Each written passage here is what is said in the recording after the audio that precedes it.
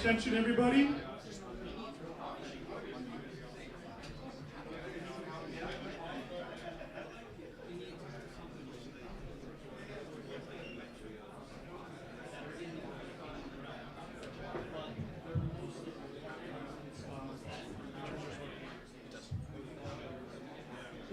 All right, guys, if I can have everyone's attention, we are going to begin right now. Everyone, just look up here real quick. All right, guys, thanks for coming out. This really means a lot. These collectors' nights, this is number 4. This is something that we're really proud of building.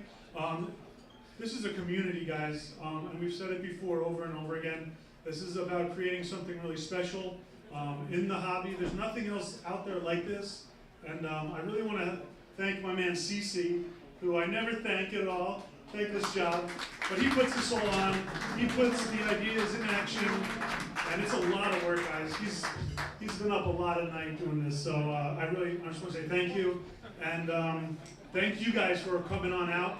This is it really means a lot. I know a lot of you guys may be local, but in the past year we've had guys fly in for this, which was we were shocked when we heard that. We were not expecting people to fly in, and we got another one here. Sean is back again. Sean, tell everyone where you're from. San Francisco, California. That's a long bus ride. Does anybody else fly in, or everybody here is like New York, New Jersey, Connecticut? Anybody? 6 train. So real quick, if this is your first event here with us, I just want to run down real quick what this is, what to expect tonight, and hopefully we hit it off the right way. So real quick, this is a community, like I said. You're going to hear from speakers tonight who are industry experts, who are the best at what they do in the field. We've had numerous guys sit up here with, we hear great reviews on everybody, and I think tonight is going to be the same thing. So get really excited. If you have questions for any of the speakers, we're going to do a Q&A at the end. So just line up on the side over here. We'll give you a microphone. You can ask some questions. So it's the speaker's responsibility to bring a lot of, to have good stories, to bring awesome items, but it's also important for you guys, the guests. You guys have a responsibility here, and that's what I was talking about before. As a community here, we're here to give to each other. So everybody here today, look to the left, look to the right of you, meet somebody new, reach out to them, and be a giver. The last thing anybody wants is to come to an event where they feel like they're being solicited or someone's just taking, someone's self-interested. And we've had really great responses from the last events that this has been nothing but a super positive, really fun and friendly experience. So like I said, guys, it's not just the speaker's responsibility, it's on you guys too. Make this a great community. It's not just about one speaker or one person here, it's about the collective. And that's something that's really special. Like I said, mix and mingle tonight, and we're gonna kick it off here. Cece, take it away. Thanks, guys. I want to thank all you for coming, like Chris said. Thank you for that nice introduction, even though you're lying. Real quick, Pops, thanks for coming. Happy birthday. Love you, bro. We won't sing for you, don't worry. Couple things, guys. We have some interns here tonight, some guys filming, some Fordham University guys. Big Fordham basketball game on tonight. So if you guys have any questions throughout the night and can't get to Chris and I, or John, or Robert, or Justin, you guys can go ask them. They'll help you out as best they can. We encourage you guys to go grab drinks. There's not too many. Chill out, all right? Go get food, too. Have a good night. Just as you're doing that stuff, guys, just if you could please just be respectful of the speakers, be respectful of the guys in the audience. Just keep it down so, everybody can enjoy the night. When you walked in, you saw some of the things we're raffling off tonight. We have a Pele signed jersey that we're going to raffle off later. What else? We have a Magic and Larry Bird dual signed photo. Christian Laettner, a little controversial. You either hate Duke or you love him. We also have Bobby Knight, 16 by 20 photo of him throwing a chair, very fitting. And then the guest tonight, also brought, some awesome pieces. I know we have a Zion Williamson inscribed basketball first All-Star game, some great magnifiers for all the historical and manuscript collectors in the room, and probably a few other things that I'm forgetting. But Gordie Howe signed Topps card. Hockey guys, I know a couple of you out there. James, I put 20 raffles in there for you, buddy. So yeah, we got some awesome stuff, guys. The interns or Justin can help you out if you want to buy more raffles. So we're good there. And the last thing, thank you again for that introduction, brother. I want to thank Robert Brigandi. I want to thank Justin Brigandi, John, JB, and Chris. One of the longest running family businesses remaining in New York City. Keeping it going strong. Coins, sports, a little bit of everything. Pretty impressive. You guys are crazy for putting a microphone in my hand and letting me be here, but I appreciate everything, and this is a great event for all of us, so give it up for those guys. Also, that just reminds me, like Chris said, we're not just a memorabilia autograph card company, we also do a lot of coins, gold, silver, bullion. Justin is in the back here, and my Uncle Robert back there. So if anybody has coins or likes to deal with that stuff, definitely introduce yourself to Justin and Robert. They can definitely help you out in that area. We good? Let's do it. All right, we're gonna bring up the first guest real quick before we get into the collecting. I know it's collector's night, but our first guest collects absolutely nothing. I know him kind of well. He's my brother, Gregg Caserta. So, bro, come on down. Yeah, there you go. Hey, buddy. So, guys, the reason that Gregg is up here, I mentioned he doesn't collect, but everybody in here loves sports. Nobody is around sports more than my brother. He is a sports broadcaster. You've heard him do Mets games. You've heard him do Yankees work on WCBS, WFAN The Fan, MLB Network. And we all love sports here. Great time, March Madness, and spring training, baseball season's right around the corner. So we just wanted to talk about a couple things, bro. So thanks for coming. My pleasure, and again, give it up for Brigandi and all the boys. They do a lot of hard work, and this is number 4, Collector's Night number 4. Fourth one, bro. So, like you said, starting a community, and that's how it begins. You build that culture, and you get a following, and San Fran, thanks for flying out. Appreciate you. Wait for the feedback to that. No, it sounds good. All right, so the last time, you were at the first one, right? And we talked about young players coming up in the minors, guys. There's a lot of modern card collectors in this room. Raise your hand if you're collecting modern cards. If you, a little speculation, take that risk to find that, that minor leaguer that's coming up. We spoke about the Jason Dominguez card last year. Sold for close to $500,000. The guy never saw a major league pitch, but someone thought it would be a good idea. So, Gregg, talk to everybody in the room, being involved in the minors for a long time, seeing these young guys come up. Who are some guys that we should be excited about? Who's the guy that everyone in here should invest $500,000 into? So, I'm kidding. I'm totally kidding. So when I did this with you last year, I was actually pretty good with my one pick. I said Alek Manoah, young right-hander for the Toronto Blue Jays, and he ends up making an all-star team last year and finished, I think, 3rd or 4th in Cy Young voting. So I was 1 for 1 with him.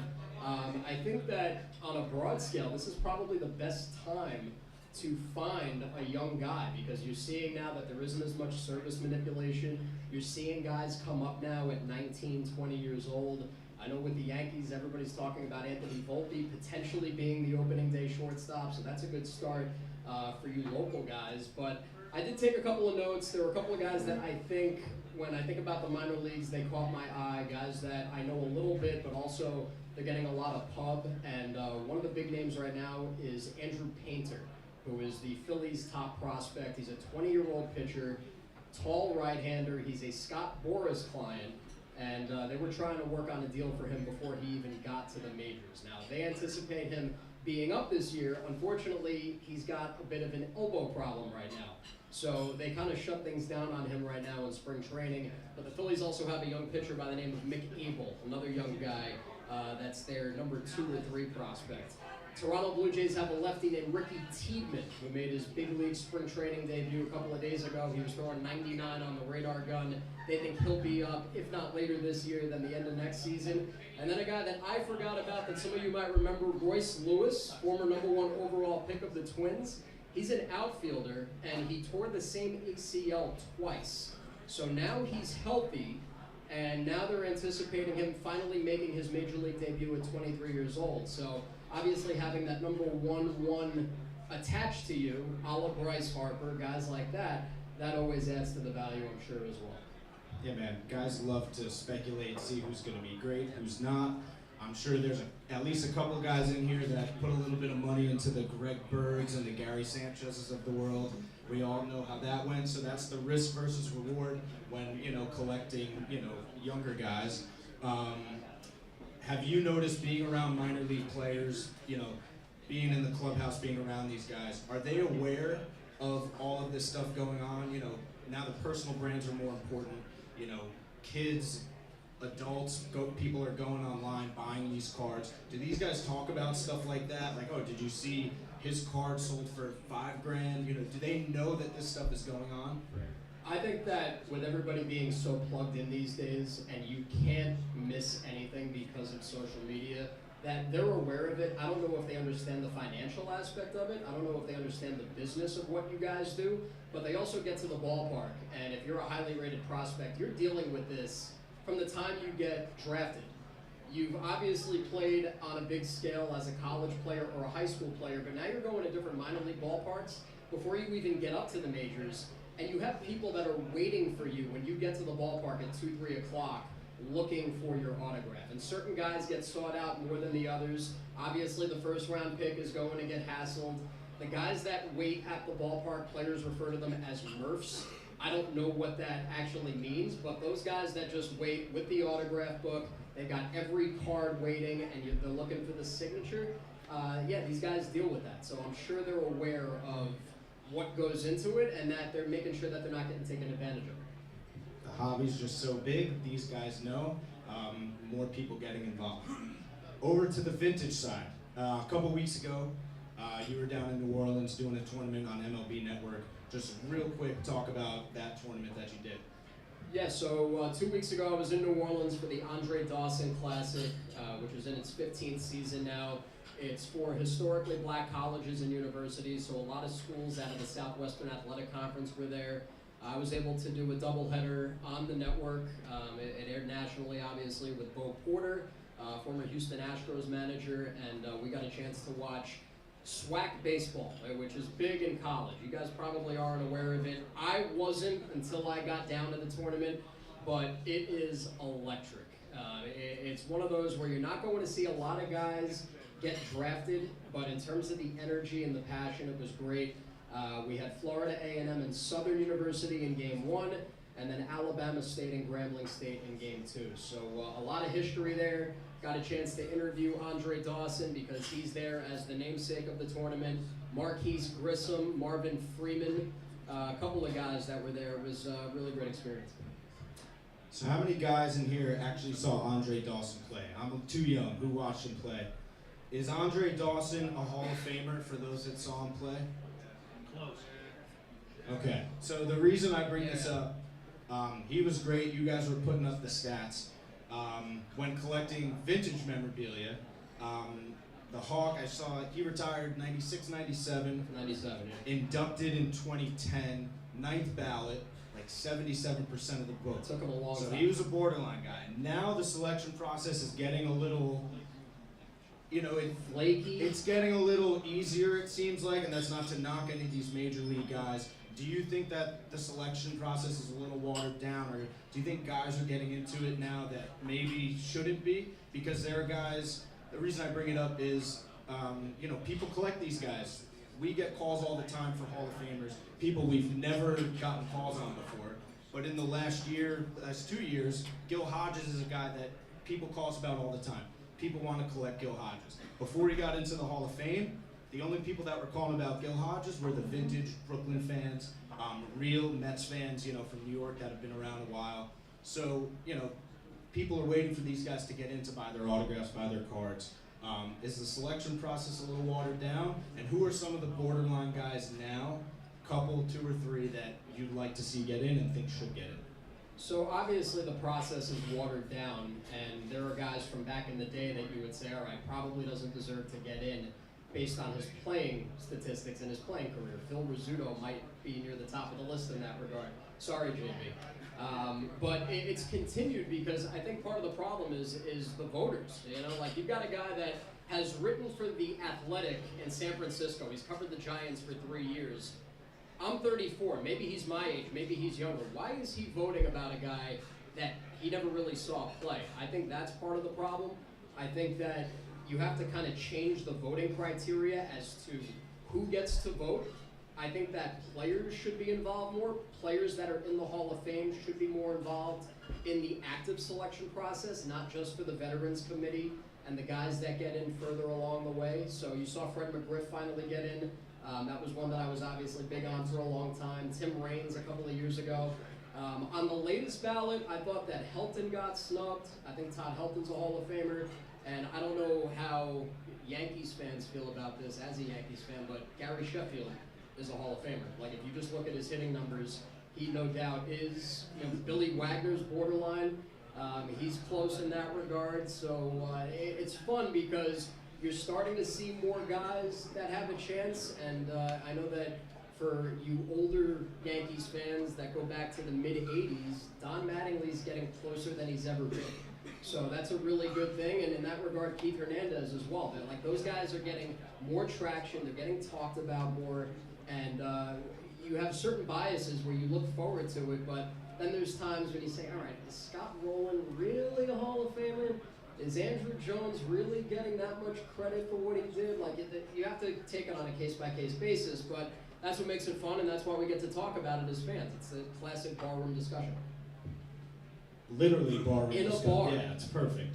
But yeah, look, this is the stuff that collectors look for. So like I said, not a collector. Don't take his advice, everybody.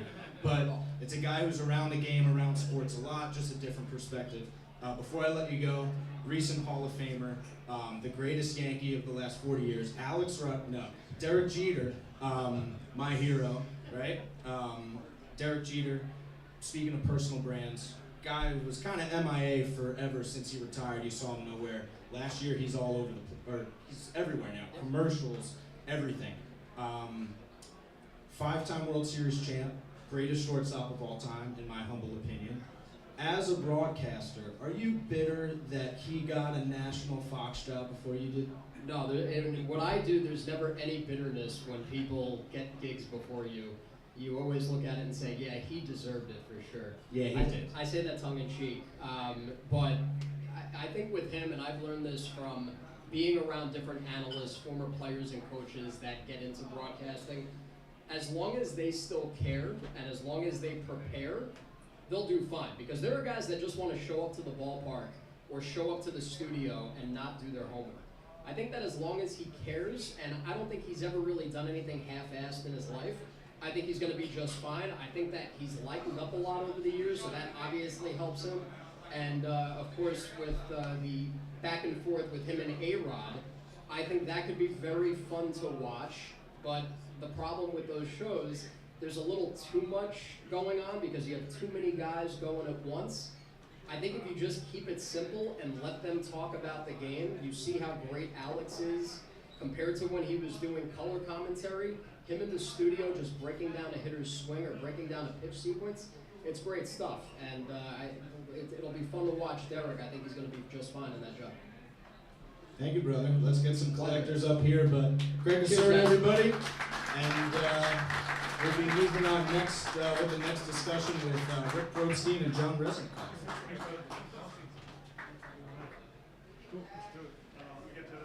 Yes, sir.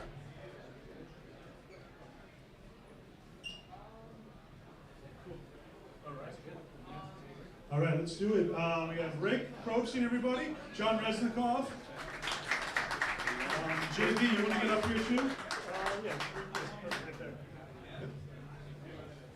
And my father, John Brigandi.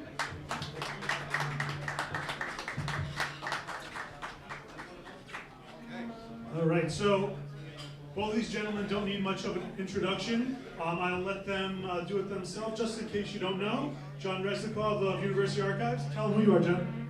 Hi, how are you, everyone? I own University Archives. We're an auction house in Connecticut, and I also am an authenticator who works for PSA and JSA and some other places. And I feel very honored to be here tonight. Thank you very much for inviting me. I appreciate it. Thank you. You're a legend. Of course we invite you. And Rick Probstein. Thank you for having me. Another legend.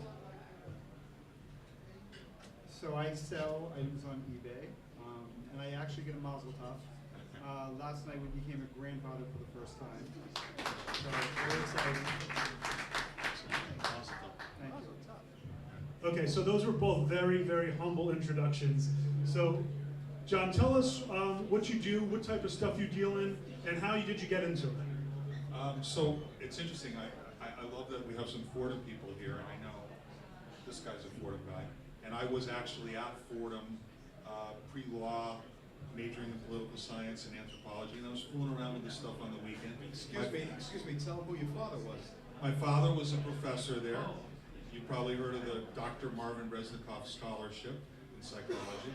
And one day I came to him and said, Dad, I'm going to quit school, and I'm going to start selling pieces of paper. And that happened. I was 18. I was just telling Mr. Farley over here that my father would ask me when I was going back to school until I was 35. He needed a loan to buy a house in Cape Cod, and then he stopped asking me after that. That's how I started. I started as a kid. I used to collect baseball cards when I was a little kid, and if I stayed in that hobby, I'd probably be a billionaire right now, but instead, I'm in the historical document and relic hobby. I buy and sell documents and relics related to famous people in history or famous events. So what was the first thing you ever bought? Do you remember? The first thing you collected, or the first memorable maybe thing that you collected? I remember buying a collection, this is well before the internet, when I was mostly doing stamps and baseball cards and everything when I was a kid. And I took it up to Cape Cod with me, and then we didn't have the internet. All I had was Appleton's encyclopedia. And I would look these people up, and I found connections and historical interests, and I said, this would make a nice little sideline. Little did I know it became my love and my passion. Yeah. So John buys and sells some of the most incredible pieces of history, that you could actually physically own. Most of the stuff, I feel like most people don't even know you can actually own and that it actually exists on the market to buy. So awesome stuff. We're going to get more into John in a second. Just want to ask Rick, how did you start collecting? Maybe the first things you were buying and selling, or as a collector maybe? So I was a dealer in the early 80s. I started doing shows in 1981 when I was 12 years old. And I sold cards straight from college. After college, I took like a 4 or 5 year break, and the only connection I had to the hobby in the industry at that time, when I wasn't being active in it, was actually going into the Brigandi store. Is that right? Yeah, I didn't know that, but it's true. I was working in Midtown. I had a Silicon Alley recruiting firm in technology, and I was, still following sports heavily, but I was involved in the business. And occasionally I would get the itch. I'd walk over to your store, and I would see the Yankee baseball signed, and the gold coins and everything, and it would keep me going. And what year roughly was this? This is in the mid to late 90s. Okay, sure. So that brings me to kind of my next question. Obviously, you sell a ton on eBay. I think it's 4.2 million items sold on eBay. Is that right? Did I read that correctly? I just keep track of the money. Well, tell us. We're at 600 million sales. How many hundreds of millions in sales? 600 million sales. Wow. So he's by far the largest eBay dealer in the history of eBay. I think that's fair to say. It's actually accurate, but it's only because one other seller left eBay. They were a little bit ahead of us, but if they were still on eBay, then we'd probably be. No, he's a machine. He's a legend. He really is. So in the mid 90s, when you were coming to the shop or just collecting in general, I think eBay probably came out about mid 90s, late 90s. Yeah. But back then, eBay was a lot different, right? It's not like it is today, where it's, you know, just a very liquid marketplace. There's thousands or millions of items a day being sold. But back then, it was more like a Craigslist market, if you will. It wasn't very safe. So did you think this was going to happen? eBay would take off like this? And were you using it in the 90s? I mean, my eBay ID is Probstein123, which if you're starting a business is like the worst thing to have. I mean, I just went on to buy something. I think I was buying like some stuff that I collected as a kid. And I just typed in Probstein, it was taken, and they're like Probstein123. So I just, you know, without any thought, I just grabbed it. And I started buying and selling whenever I got back into it. No, the marketplace is different than it was previously. A lot of it has to do with just our industry in general. Yeah, for sure. But it's obviously a lot more safer than it was. Back then, it was more like a Craigslist or like a Facebook marketplaces, whereas you don't really know who you were dealing with back then. So obviously, it's come a long, long way. So I wanted to ask you one more thing. Do you have any early memories of collecting, like your favorite item or your first item? Anything that you still own today, maybe, that you bought as a kid? I don't have any of the stuff that I bought and sold as a kid, but I was always drawn to memorabilia, I was always drawn to vintage. Even as a 12-year-old, I was buying and selling tobacco cards, I was buying and selling bobbleheads and Heartland statues and Mickey Mantle rookies and all that kind of stuff. So I've always been more drawn to the older stuff. I have a question. Did you ever buy a 1986 Michael Jordan rookie? Yes. Inside joke. How many do you own, sir? Currently? I picked up my 29th this week. Oh, by the way. That was 29 if you didn't hear in the back. By the way, you didn't ask the grade. That would be... They're all PSA 10s. Yeah. Let's repeat that. And by the way, if 29. if the market crashes, I'm the dumbest guy in the room. So, you know. 20. He owns them from 30,000 and up. I mean, was the least I paid for it? Yeah. I don't know. But I mean, that's reasonably accurate. When you pay for something, it doesn't matter. It only matters where you could sell it for or what you could do with it. No, I just wanted to point out. I just wanted to point out that he didn't pay $600,000-$700,000 for them. That's all. No, I did not do it. He's smarter than he looks. So obviously everybody here, for the most part, probably loves sports collectibles, sports cards and stuff. Obviously we do a lot of historical documents, autographs, which is John Reznikoff's specialty. And if you follow that market, if you collect historical items, you know that the market has really exploded, just as sports has, especially in the last few years. And as a collector and a dealer myself, we always would say in the shop, how come people don't understand that Abraham Lincoln is more important than Babe Ruth, than Michael Jordan? But people, or collectors I should say, they always just chase the sports stuff. But that's changed a lot, especially recently. So tell us a little about how the market's changed for you and what you've seen in the last few years. Yeah, it's been interesting from the beginning of COVID, and what I'd say is, you know, we were always the weak sister to like Rick's market and the baseball card market, and you know, we don't have that many $5 million Luka Doncic cards and things like that, but we have $10 million George Washingtons talking about the Constitution. And what happened with historical material is, and I think this is very healthy, you know, I worry when I see, like for instance, a Jordan 10, I guess they've gone up to like 800,000 and down to 150, and you know, there's a lot of up and down. That's scary to me. Autographs, you know, a Lincoln document, I remember in the 90s, I bought a Lincoln commission for $5,000, and it was $5,000 for 20 or 30 years. And then all of a sudden, COVID comes, people are home, sports people are starting to look at historical items, and it doubled through COVID. So in my mind, that's a very healthy increase, and it doesn't scare me because it was a long time coming. It was 30 years. But things are really changing, and people are more interested in high-grade signatures. So, you know, there's really two markets the way I look at it. There's condition and there's content. I prefer content. I prefer a letter that says something that's important, and that makes the value go way up.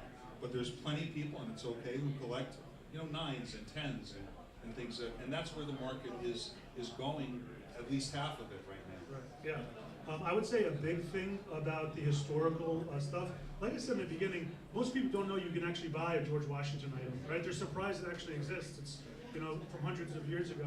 But a lot of that is just educating collectors that one, it exists, but number two, it's not like a PSA card or another piece of modern memorabilia where a lot of people, unfortunately, you've heard this before, people just buy the label, right? They don't, not even looking at the item they're collecting, they're looking at what the label is. And I think that kind of holds back historical because you can't just go. Sorry about that, folks. It's not good to get old. It's not good to get old. What? Sorry about that, folks. But I was saying a lot of the issue I think with historical is that it just needs more education. Collectors need to learn a little bit more about it. You can't easily learn it like you can any sports card where here's the price grid, here's the grades, and this is what the last one sold for. Because everything, like you were saying, is unique and different. And that's what I love, collecting stuff that has a unique story behind it. There's just so many different angles and things you can look at when you're collecting historical. But I think the education's getting there. Hobby's starting to get there, obviously. And I felt like our job in the last few years was when people would come in with those Luka Doncic cards and the John Morant and stuff like that, because we don't really do that. You know, Rick obviously does a lot of that stuff. But I would say, hey, let's try maybe Abraham Lincoln or Babe Ruth. Let's go vintage. You know, it didn't necessarily have to be historical. But I think a big thing of that is education, which I'm sure you might agree on. Yeah, I mean, I totally agree, and I'll just speak to that for a second, is, you know, you're right. A lot of people think, why isn't this in a museum? And I don't think you have that necessarily, to the degree with sports cards, and I'm not competing with sports cards. I think sports cards are great, and I collected them. But the fact that you can own a signature of the greatest president in our history for under $10,000 sounds like it's undervalued to me. I don't know. I think most people would agree with that. To play devil's advocate a little bit, you know, Rick, you obviously do a lot of sports cards, and that's where most of the attention is, right? It's in sports cards, and it's not just for collectors. People are investing. We'll say some are even gambling, but I'm sure you must see a lot of people buying modern cards, like you know, John Morant, right? That would be an unfortunate mistake at this moment. But tell us a little what you see on that side as far as the modern card hobby and, you know, investors versus collectors. I mean, investors versus collectors. If somebody is buying a card and they have the intent of really trying to flip it for profit in less than, let's say, 18 months, then they're not really, they don't have that Warren Buffett mentality to it, and you're really exposed. You could have great success in a great market, and you can have some historical, you know, drama if you know, if you're on the wrong side of it. And the last, we'll call it the last 12 months, because a lot of people have been on the wrong side of it. You know, they jumped in, they bought at the highs, and they're, you know, experiencing sort of that crypto effect, that .com effect, where things were just too high. But in general, if you would still even look at almost everything across the industry, prices now, a lot of things that we were dealing with went 8 or 10x, and now they've rolled back to being, let's say, maybe 3x where they were before COVID. And if you look at it before COVID to now 3x, I mean, that's fantastic. Right, it's a super strong healthy. And that's where most of the things have sort of fallen back to. You know, there's different exceptions, but in general, that's basically where things are. But this would be my perspective. I learned this a long, long time ago. From my brothers, from my dad. Collectors, good, smart collectors, and by definition, if you're a collector, you're probably smart, you really know your subject real well, you'll almost always make money. The investors, speculators, almost always never make money because they don't take the time to research the project, to research it. So collectors, by definition, usually have discretionary money. They don't need to sell it when they need to sell it. You know, the Jordan goes up to 600 or 700, goes down to 5, all of a sudden they're bailing, you know. Collectors love it. It's discretionary money for the most part. And if you do your research, and again, most collectors do their research, I can tell you firsthand, because we run a retail shop, they wind up making good, smart investments. But people who go in just for speculating, it's just not going to work. You really have to learn the subject. You can't buy plastic. You know, it's the graduate, you know, one word, plastics. You can't buy plastics. You got to buy what's inside plastics. And you have to take the time to decide whether or not John Morant in his third year is going to be, you know, one of the greatest players of all time. You know, Derek Jeter, there's not that many Derek Jeters that last from beginning to end and are clean, that sort of thing. So research, right? You don't buy a label, you don't buy plastic, you buy the item. And I'll start the discussion off because this is really a good discussion that should come up. Lincoln versus Ruth versus Washington, or specifically, Lincoln versus Washington. John, I'll turn this one over to you. Ooh, that's a tough one. That's a tough one. You know, I always like firsts.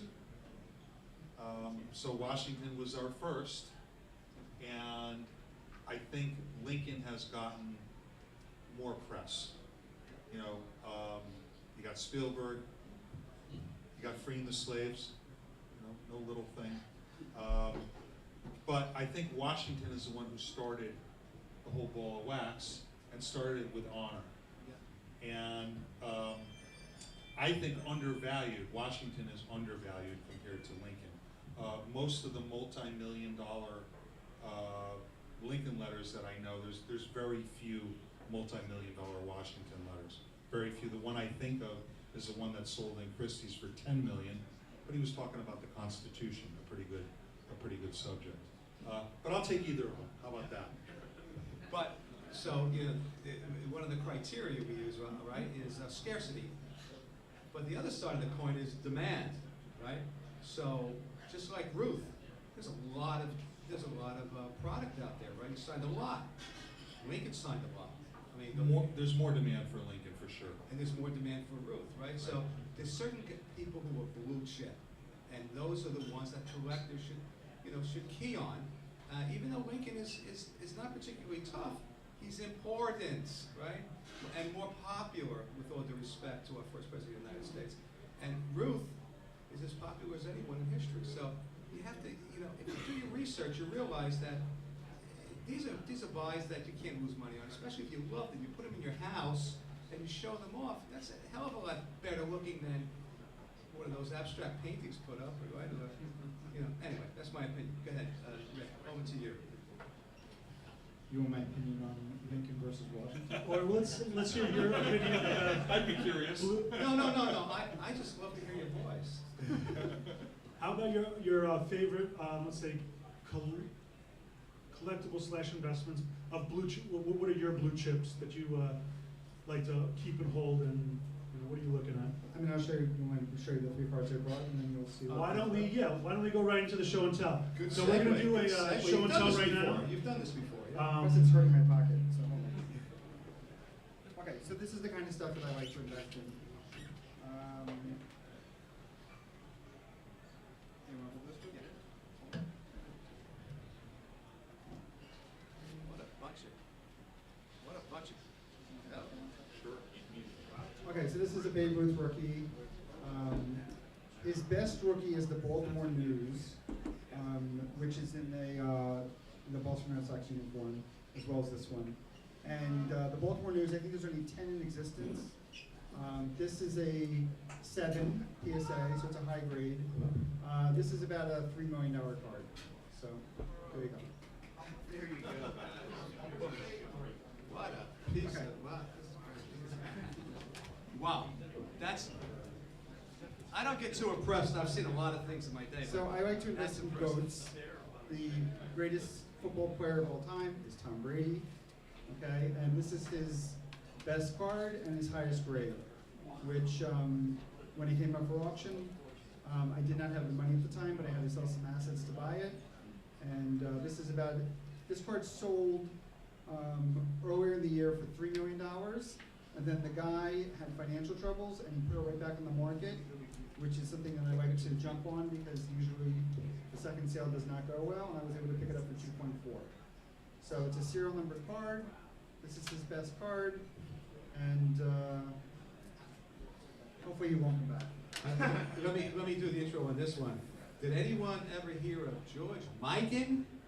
Yes. Well, George Mikan in his day, for you young lads, was probably the most popular basketball player of his day, right? Sure, 1949. He's the first superstar in the NBA. Yeah. And how big? 7 foot? Yeah. 6'11".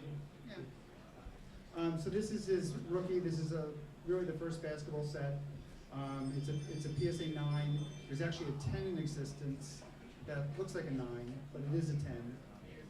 There's I think 3 or 4 of these in 9s, and I like to buy goats, and this is something that I just, you know, if it checks all the boxes, meaning all-time great, low population, you know, I like to pick it up and put it away, and we'll see what happens. Well, thank you. Does that answer your question? What else? Yeah. What else do you have? That's it? But this kind of underscores the point I was making, in that you're a true collector. You love this stuff. I'm not a collector. I'm an investor. I say that respectfully. That's theory. Okay. No, what I mean by I am a collector in the sense that I get pleasure from holding inventory, collecting inventory, chasing inventory. I picked up a Jackie Robinson letter that has baseball content. I enjoy it. But ultimately, I consider myself to be an investor, meaning if there's something else that I wanted to purchase that came up for auction, let's say is Buster Scher here? You see him. Okay. Now, I'm interested in it now. A William Shakespeare autograph comes up, right?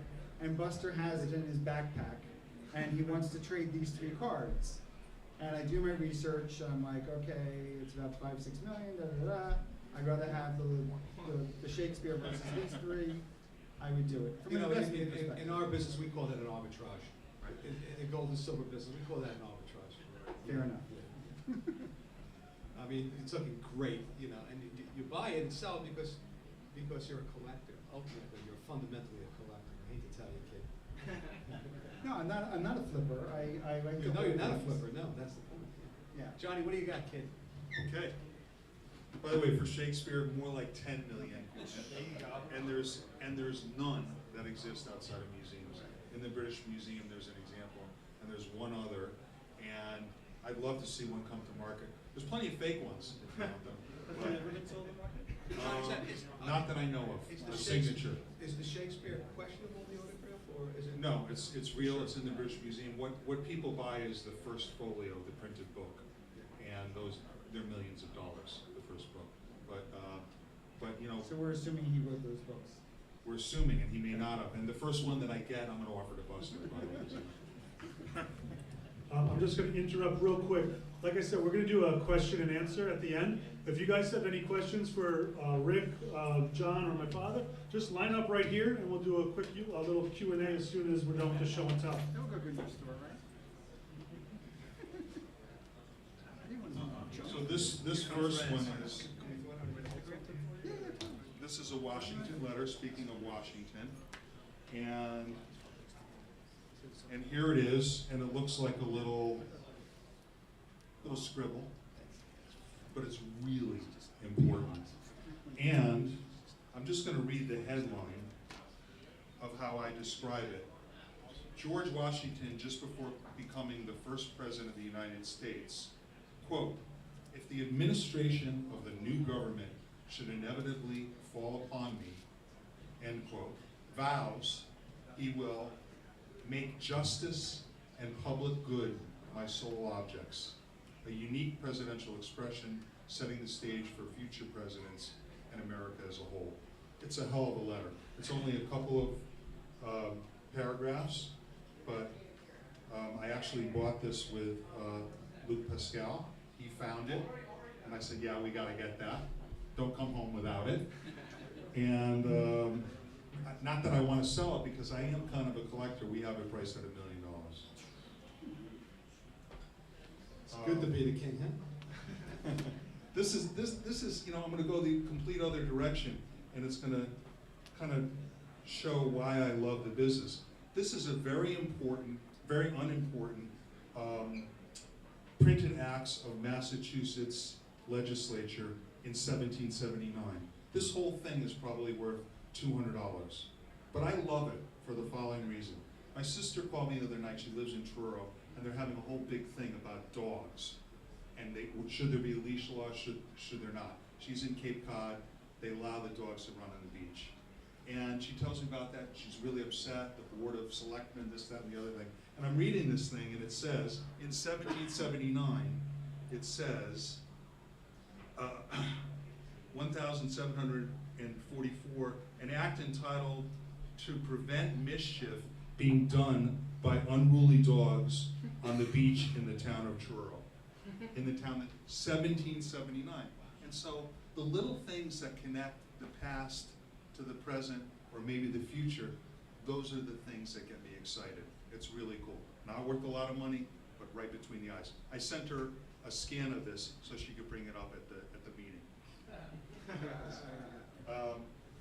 Finally,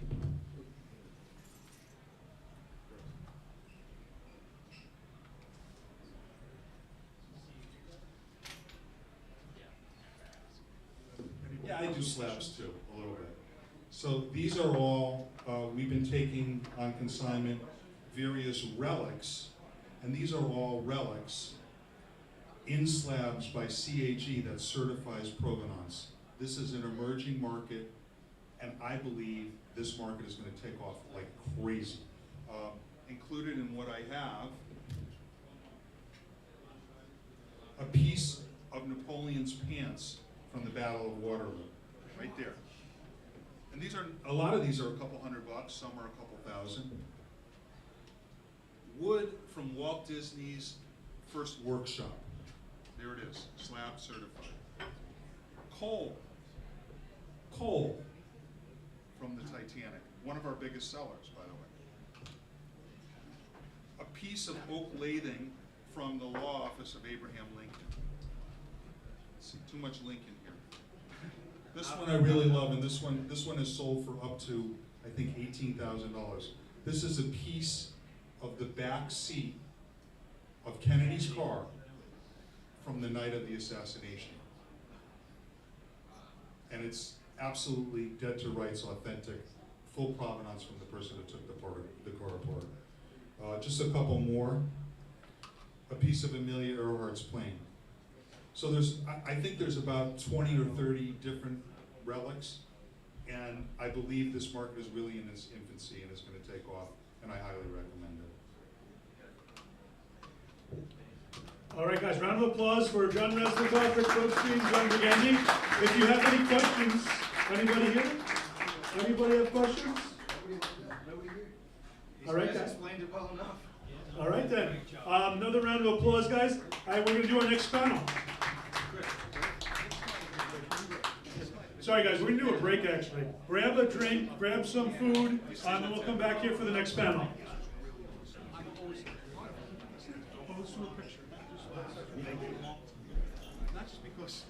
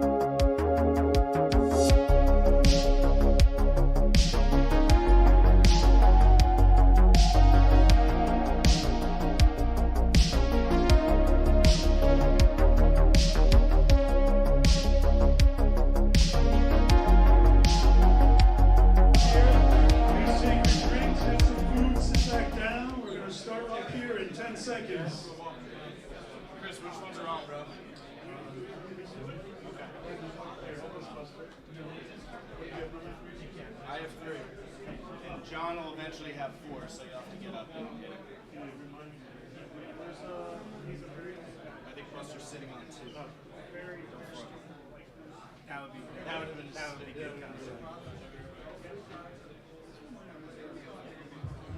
I'm good.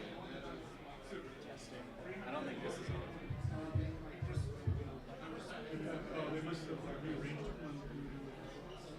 Testing. Oh, here we go. Testing. Nope. Testing.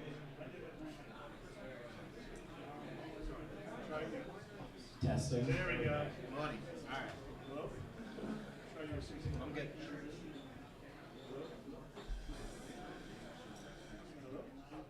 Come sit next to me. We'll use the same one. Come sit over here. That one's on.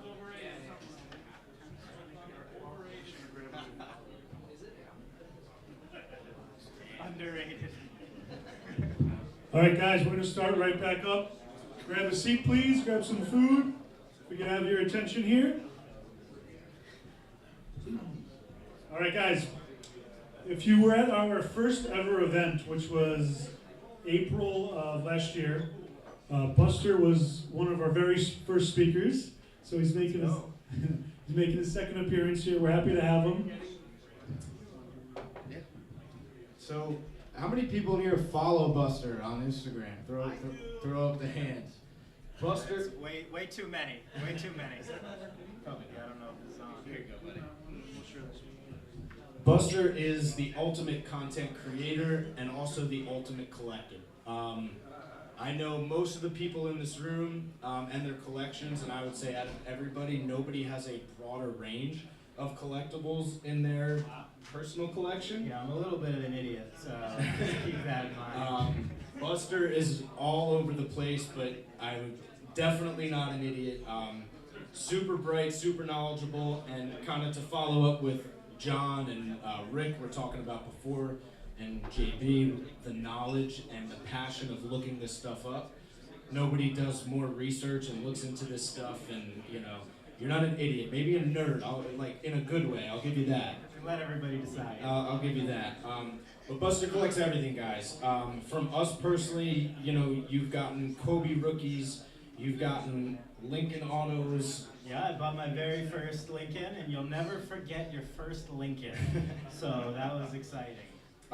So many other original movie poster, Indiana Jones movie poster, just random things. So you literally collect everything. Just talk about some of the coolest pieces that you have in your collection right now. Look different all over the place. Things that are getting you excited. Yeah, it changes from month to month, but I bought a lot from a lot of people in this room, so thank you guys. But I've Lincolns, Washingtons, tickets from iconic sporting events, Type 1 photos from events in world history that I think are exciting. Like I have the earliest known photo of the Titanic in a Type 1 under construction. Recently I've been buying a lot of the original painted art from the first season of SpongeBob. I'm sure we'll talk a little bit more about that, but that's exciting. Tickets, cards, signed business cards, drawings from artists. I like character designers, so like all the iconic characters from cinema and cartoons and things done by either the creators of the show or the people that did it. The hell else do I collect? I forget half the stuff that I collect. I'm trying to go through. I mean, you've purchased coins from us too. A lot of slab ancient, coins, a lot of cool stuff. Ancient Roman and Greek coins. I love the stories behind those. It's incredible. Some paper money, some ancient India paper money now. What else do I collect? Whew, there's a lot of stuff. One of the things I want to talk to you about, to meld together what John and Rick were talking about, sports and historical, the balance between the two. We always say that cards are really the entryway into memorabilia. You collect your first cards and you kind of get into autographs and documents and different things like that. And historical is certainly catching up to sports. But I know one of your favorite card sets in the entire world melds the two together. It's 1952 Topps. It's not the Mantle 311. It's the 52 Topps Look and See. Why don't you tell a little bit people who don't know about the Topps Look and See set? Yeah, so it's definitely my favorite card set, and the reason being, in 1952, when Topps, first launched, they did a baseball set, and they also did this historical set. They picked, a little over 100 of the most iconic figures in world history to put in this one set. So you've got Einstein, you've got Lincoln, you've got Washington, you've got Cleopatra, you've got Queen Elizabeth, you've got, I think, 15 presidents, and one athlete, Babe Ruth. And it was done by the same artist that created the 52 baseball set, and the Washington actually has the same blue background as the mantle. They're about a fourth smaller, so they're a little bit smaller, and the pops are incredibly low on everything. They're base. I don't think there's a single PSA 10 of any card in the entire set, and yeah, I have like 50 of the Lincolns and 50 of the Washingtons, so like half a pop. Yeah, I love that. I love that card just because I love it. Right, I give them away to friends all the time. I really love that stuff. We always say collect what you love. Nobody embodies that and lives that better than you. I did a little of my own research on the set because I don't know it as well as you do. There are few subjects in the set that were living when it was actually made. Most people passed away before 1952. There are a few out there. Does a signed 52 Topps Look and See exist? Do you, or maybe John Reznikoff, if he's not at the bar yet, but John, or Buster, is there such thing as a signed Topps Look and See? Not that I've ever seen. If it's a Lincoln, it's bad. Yeah. Are you positive, John? Yeah, Lincoln hasn't signed at a card show, and it's been It's been a minute. while. It's been a minute. No, he might have gone to the early ones, but no. Yeah, there were a few. There was Churchill, it was potential, Queen Elizabeth potential, Yeah, but nothing I out think there. Einstein was alive for 2 years after it was made, but honestly, I mean, as we know, the cards, people, and you guys bought a signed 52 mantle, but the reason those are so rare too is because it was frowned upon to get cards like that signed, which is such a foreign concept now, but that's why they're rare. People thought it was ruining the art, which, I mean, I think it's way cooler with it signed, but yes, that would even further decrease the odds of there being a signed Look and See. But yeah, I think there are 2 sealed packs still. I've never seen a box. I have a wrapper, but yeah, there's really not much.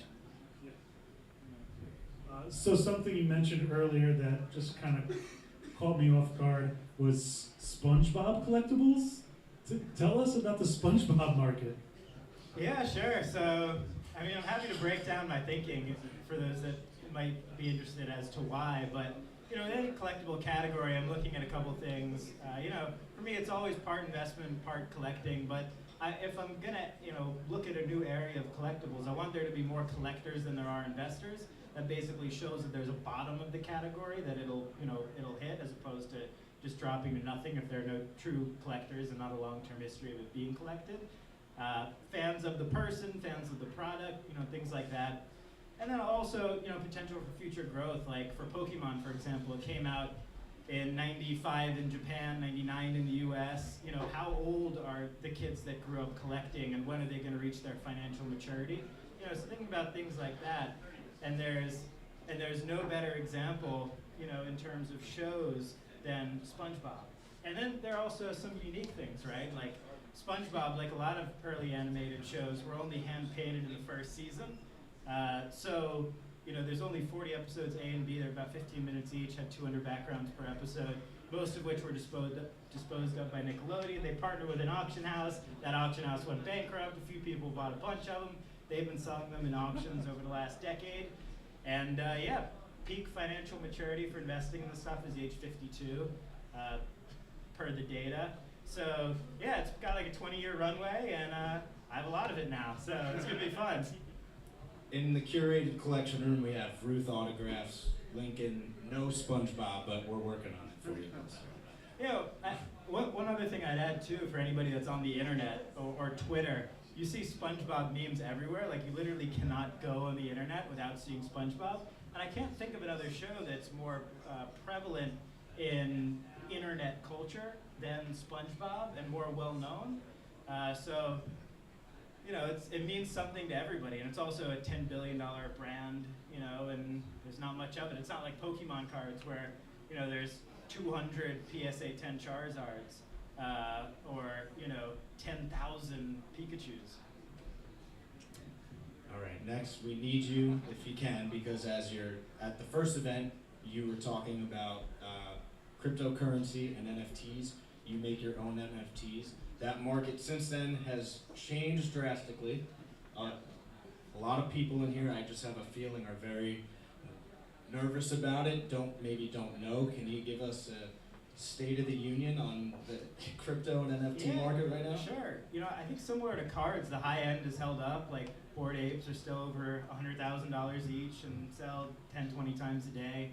But similar to the card market, the bottom has dropped off, you know, which is the bad products, the products that there were too many, the products that had bad teams.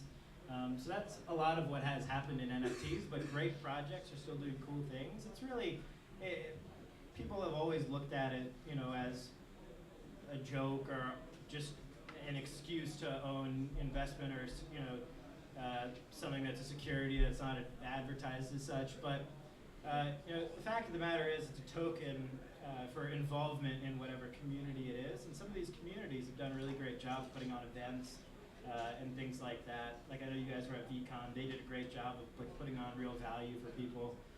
So yeah, there's a lot of nuance, but you know, I'd say similar to cards, you know, the bottom has dropped off, and I think it's actually a good thing. And a lot of people, I mean, a lot of people in crypto at large have been found out, like, you know, they messed around, and you know, I think that's a good thing for the long-term nature of it as well. But you know, there's something for everybody in every area.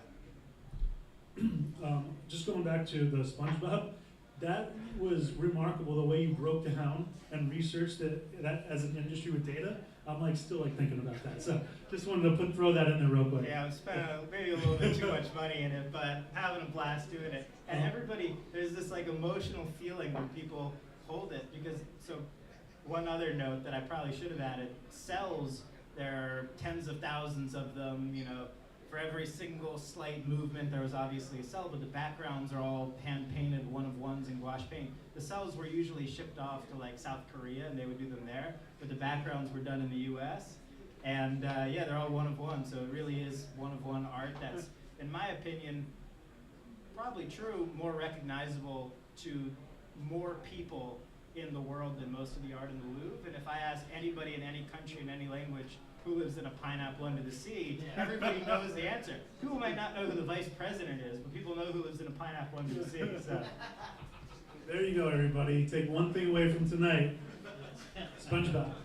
So Buster obviously collects a wide range of items. One thing we mentioned before, or I think we mentioned, was a fossil that Buster owns.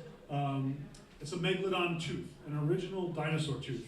Our next guest is the expert. He's our fossil and rock guy. John Trinchillo, everybody from Astro Gallery right here in Manhattan, New York City.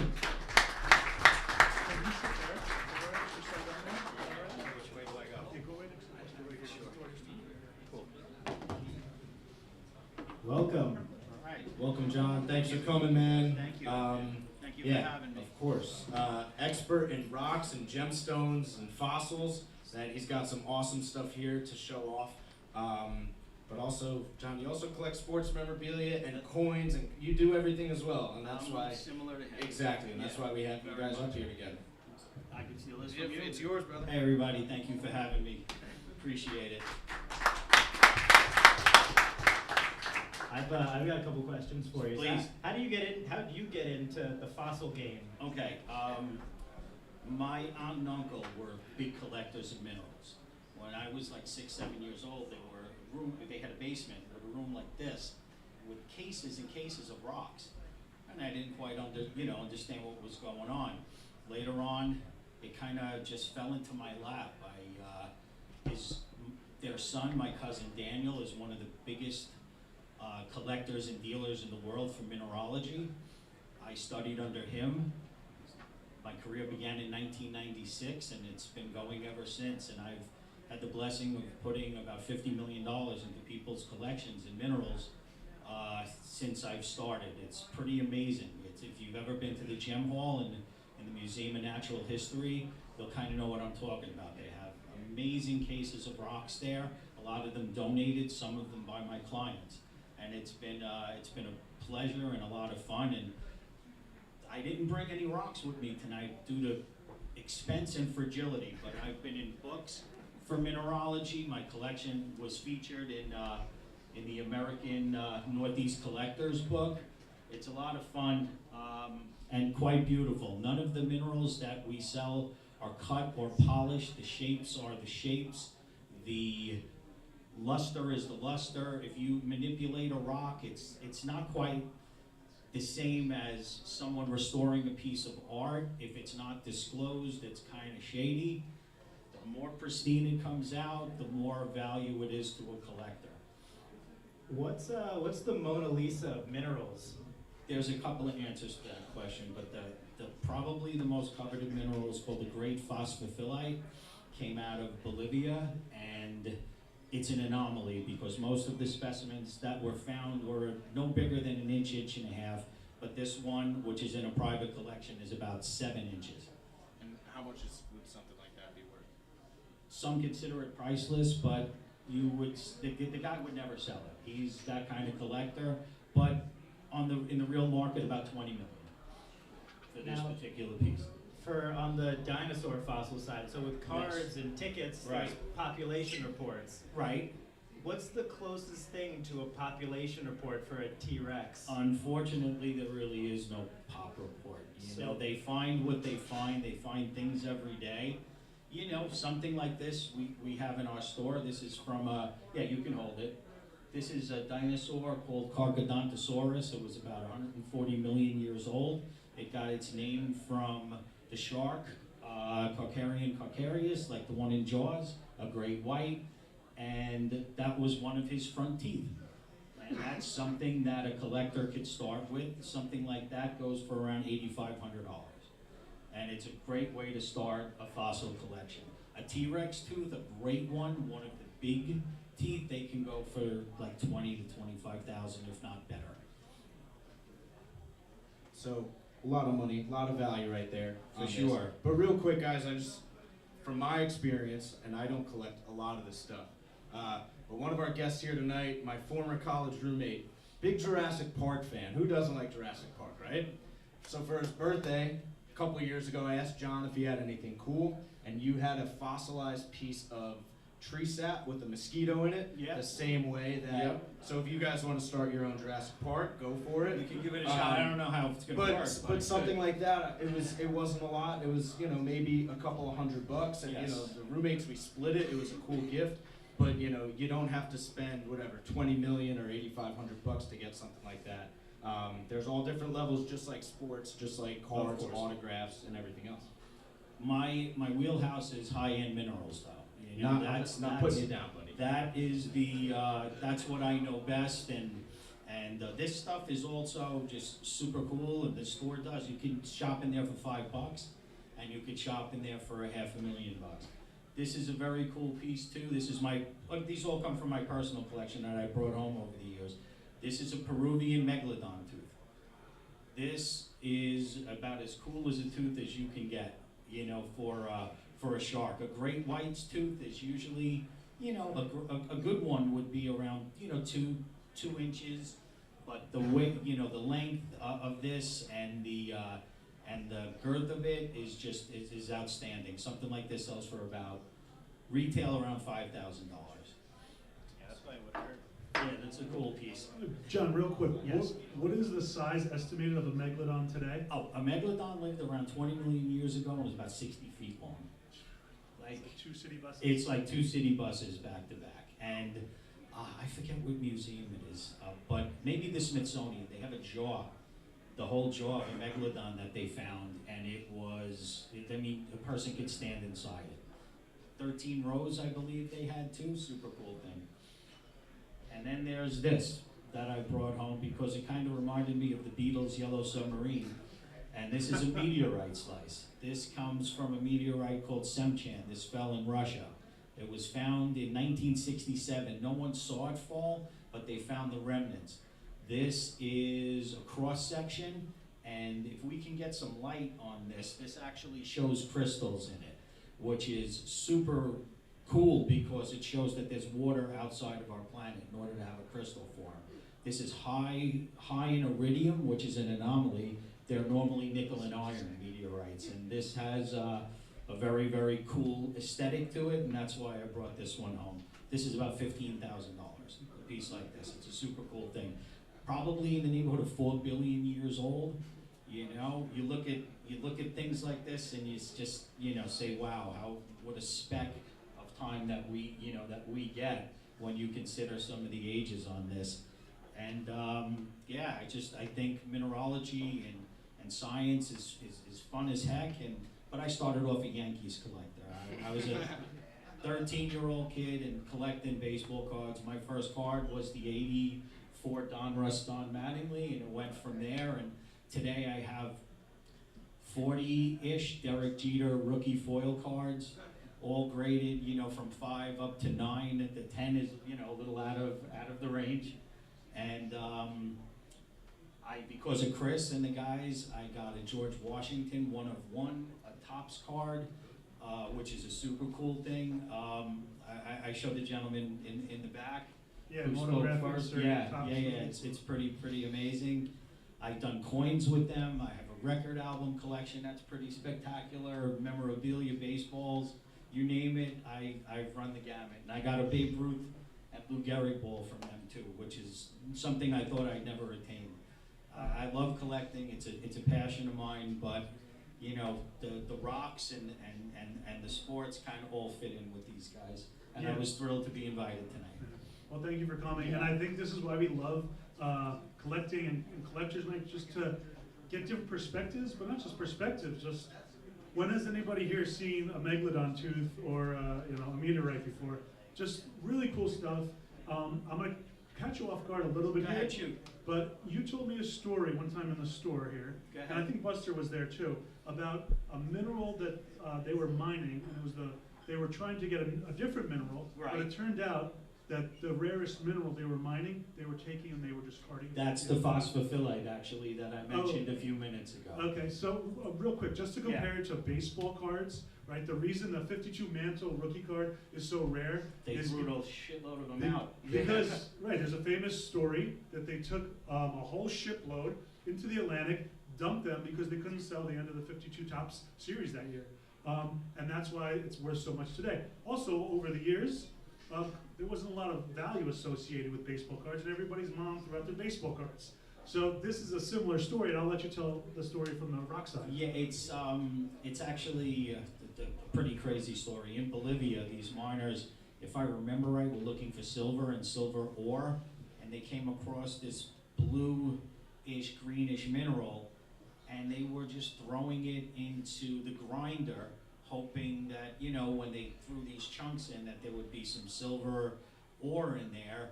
And it turns out it's one of the rarest minerals in the world, and it's called phosphophylite. And there's one in the Houston Museum that's no bigger than this. And that's one thing about rocks that kind of bug people out, is I can have a specimen that'll fit in the palm of my hand, no bigger than a golf ball, and it could be 7 figures. And that's what this type of thing, the one in the Houston Museum, I would say is about yay big. And it's, in order to get the guy to even listen, you'd have to start with a 5, you know, and it would be, you know, between $5 and $10 million bucks. Yeah. Yeah. How do you evaluate minerals from an investment perspective when people ask you? It's kind of a blessing and a curse, because there's no price guide for rocks. You have to trust the dealer implicitly. There's about 25 guys in the world that do this, and you know, do it well and put the right things in collections. And there's a huge trade show. They shut down the whole city of in Tucson, in Arizona, once a year. It's been going on for 65 years, and there's tens of millions traded down there at the show. Exhibits are set up, awards are given out for this stuff. So it's similar to art. You know, what makes a Picasso, you know, or a Moreau, or a, you know, Degas, what makes them 40, 50 million bucks? It's the eye of the beholder. If you really love this stuff, you'll fall in love with it. Like, you know, my collection, I turn on the cases every night and, you know, light them up, and it looks amazing. You know, it's beautiful. It's just another type of art. Only I consider it art by, you know, by a higher power. for those who haven't, like that's an area, an asset class that I haven't gone into at Right. all. What do you recommend as a starter that's not, you know, It's just a bud- rock on it's the all beach? budget dependent, you know. Yeah. It's you know, how deep do you want to get into it? You could build a beautiful rock collection for, you know, $200 a rock, $50 a rock. It's all what you you know, what you how you value it, what you think is beautiful. This is a collection that I was involved in curating. This is the Mark Weil collection. Mark Weil is Sandy Weil's son. Sandy Weil created Citigroup and Weil Cornell University Hospital. This guy is a super serious guy, and he built a pretty incredible collection. This is his book, and donated pieces. One of the best pieces in the Natural History Museum here in New York was donated by him in their main hall. And at the time, it was evaluated at like a $900,000. That is what today it's worth $10 million. Yeah, and that's 20 years ago. Yeah, I was gonna ask after that, Yeah. what has the market appreciation been like for this class the last 20 years? It's gone up exponentially. Like you can't even imagine. Yeah. What do you accredit that to? A lot more people are collecting. A lot more in vogue people, because a lot of people use it for metaphysical properties, feng shui. So it's trickled down into a lot of different areas.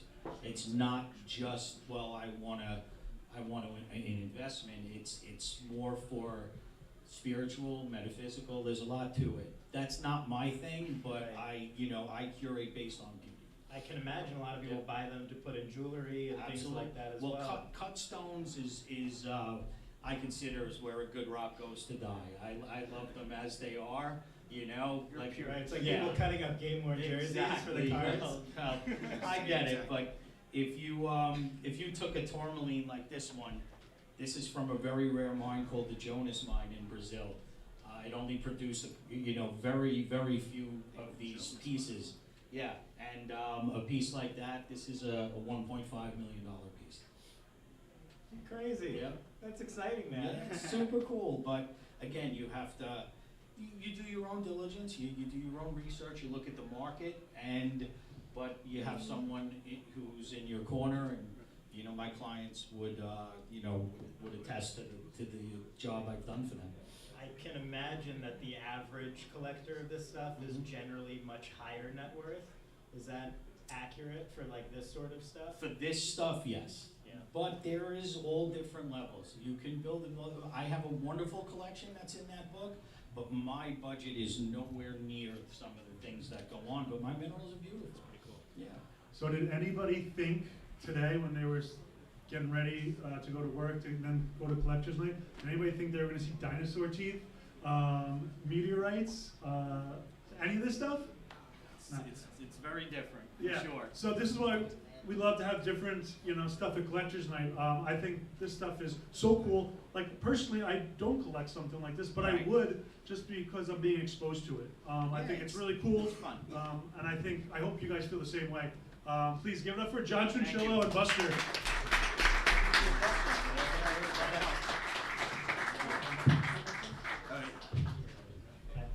I've stood by the shop a few times. Very cool. Cool. Very cool. Sure. We'll have the next. Me? Okay. Actually, look, I turned right to my page. Ah, that's great. This is, you know.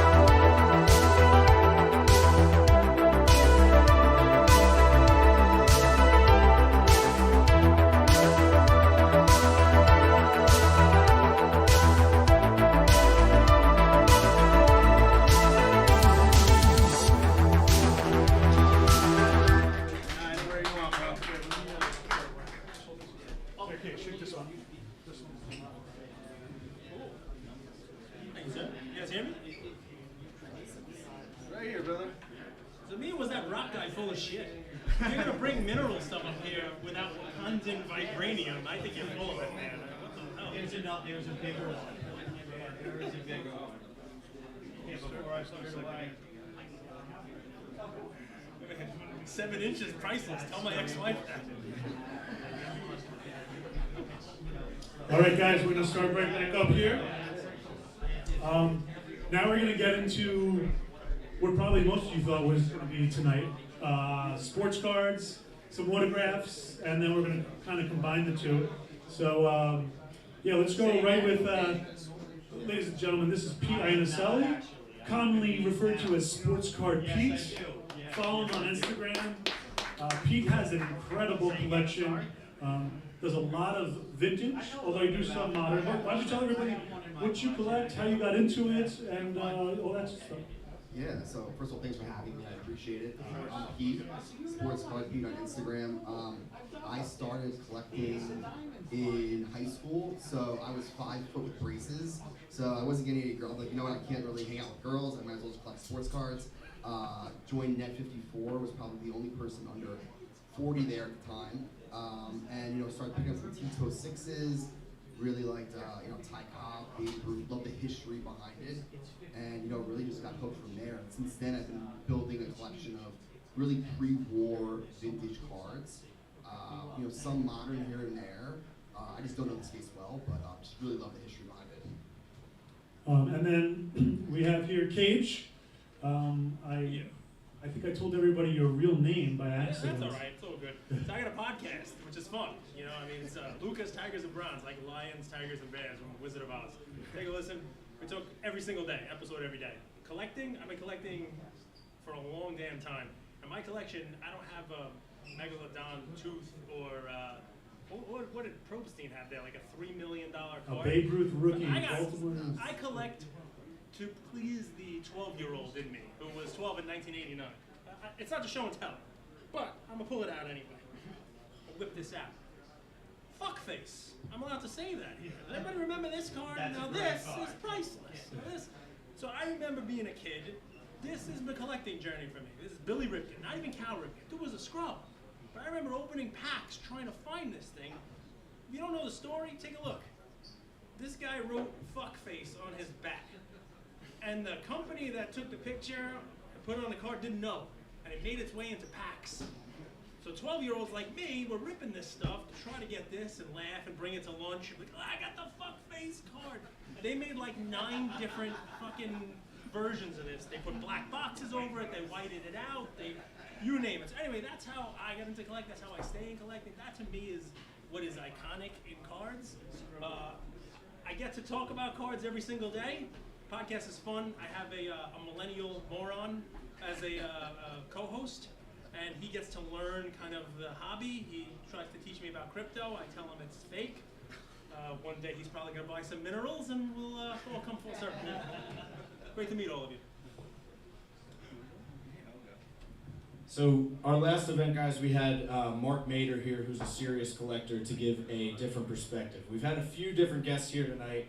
A sports broadcaster, an expert in gems and minerals, a content creator. The reason we wanted to have you guys here is because you're serious collectors. You don't really work. Clearly. You know, you don't really work in the hobby, you know, but you just love the hobby. You collect every day, and you guys have built some incredible collections over the years. Cage, you said you started as a modern collector. Because it's what you love. Well, it was modern when I was a kid. When you were a It was kid, vintage 89. now, I guess, right? So But I collect a bunch of everything, right? So yeah, it was modern, you know, as a kid. You know, you stayed with it. I would say I'm more of a vintage collector now. I mean, I have a whole ton of stuff to, you know, show and tell everyone. I got 52 mantles, you know, I got, you know, Jerry Rice, Joe Montana, the stuff that I thought was cool. The 52 mantle was not something that in the 80s when I was a kid, wow, mantle. That was my dad's card. But I remember going into a baseball card store and seeing it and saying, wow, what's that? You know, like, that was the one. That's the card everybody wants to have. And as I collected, bought, sold, traded, that was something I tried to attain. So yeah, I mean, modern cards. So one question that we get a lot, and I think we always talk about, very nice. we're old school, right? Started as a coin dealer in the 50s, and the terms modern and vintage, they change, or it depends on who you talk to. You know, we consider anything before the 70s, you know, so 60s and down is vintage.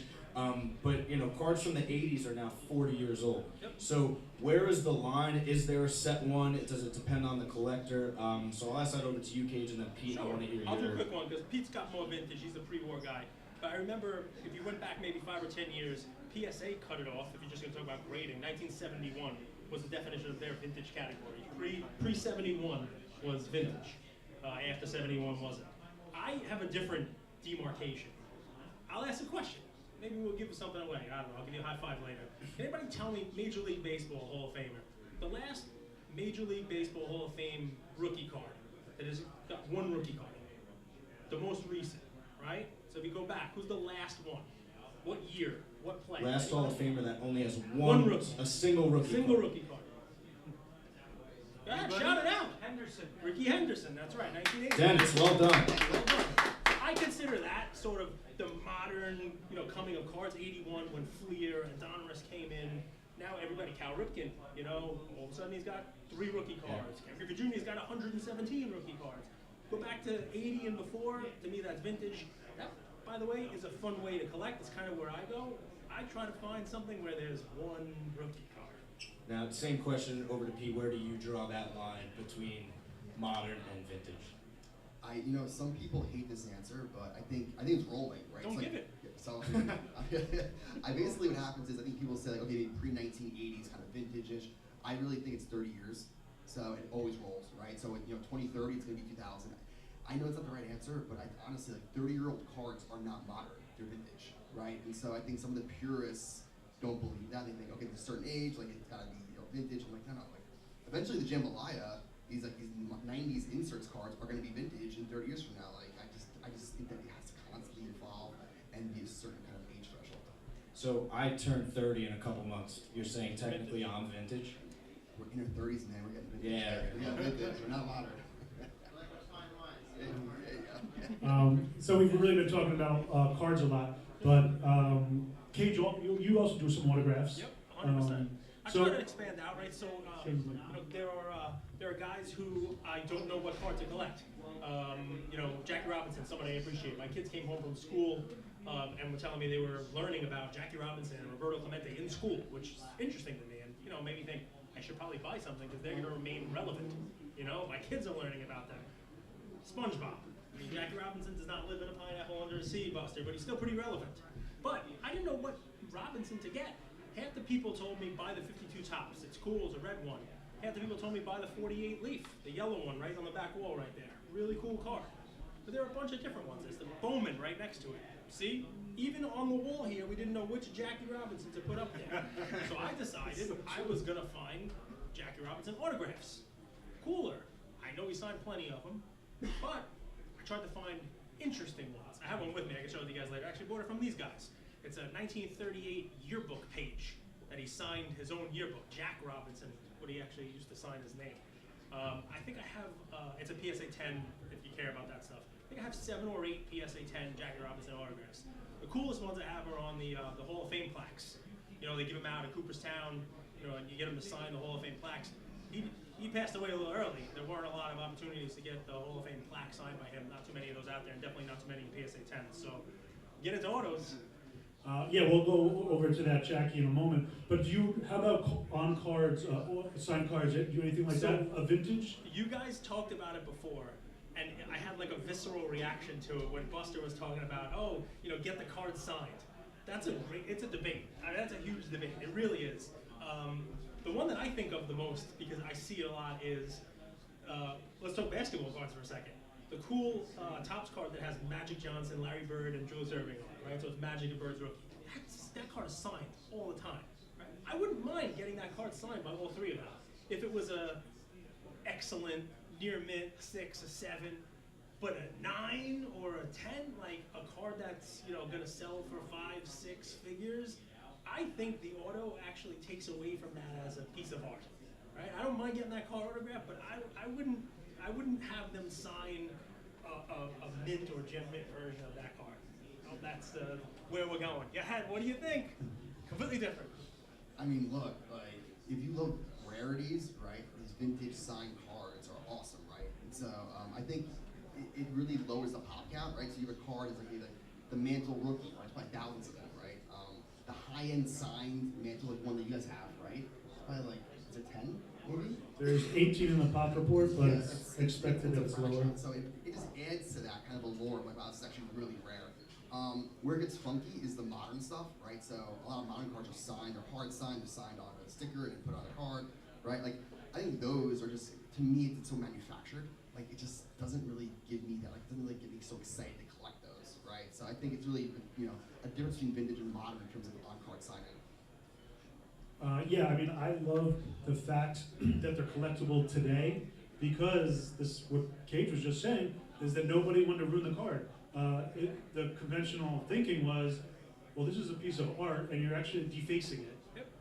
But by today's standards, everyone's like, we need more of these Mantle rookies or these Ty Cobb T206s signed, which that's why they're so expensive today, because nobody did it. So we're going to get into a lot more of that in a second. I know you guys have some awesome show and tell items. Yeah, I need to talk to you about postcards, because most people, when you think of postcards, you go on vacation. Grandmother sent me a postcard, but postcards, you know, pre-war, early 1900s baseball postcards are extremely rare, extremely collectible, almost in the same vein as Type 1 original photos. So when we compare them to cards, I love postcards almost as much, maybe if not more than cards, because for a couple reasons. They're bigger and they're more visual. They have great images, and the population on these compared to the cards are significantly low. So talk about, you know, I'm sure we'll see some of your postcard collection, but you know, I know you're into it. So give these guys a rundown who may not be as familiar with it as you are. Yeah, so the one drawback of postcards is a lot of the ways you can hold a card on your wall don't really fit, right? So it's an oversized piece of it, so like it's harder to like put on your wall and display. Other than that, I totally agree with you. Super rare, right? So a lot of like the Ty Cobb postcards, there's rookies in like 1907, right? You know, like the seamless Cobb in 1907 probably has a population of like 8, right? Some of the Wolverine postcards, I know you guys bought one a while back, right? Probably a population of 10 each. Like, they're just super rare. You know, before, like, you know, 10 years ago, they just weren't really collected. Because a lot of like the purist collectors thought, hey, it's a postcard, this isn't a real card, right? And now you're seeing a lot more people collect postcards, which goes, you know, it's like maybe more the exhibits, right? Which goes more the Type 1 photographs. I think that the oversized cards are becoming more and more popular. And if you're like hard of like seeing and you're like a little bit blind, like actually easier to look at and appreciate versus like a little small tiny card. So I think there's a lot of ways that postcards really work, but it's really just like the imagery and the low pop report. Yeah, we love them. It's a great way to, you know, collect something that's super rare, super low pop. You know, comparing cards and original photos. The 52 Topps Mantle, there's about 1,800 examples, I think, graded in the PSA Pop Report.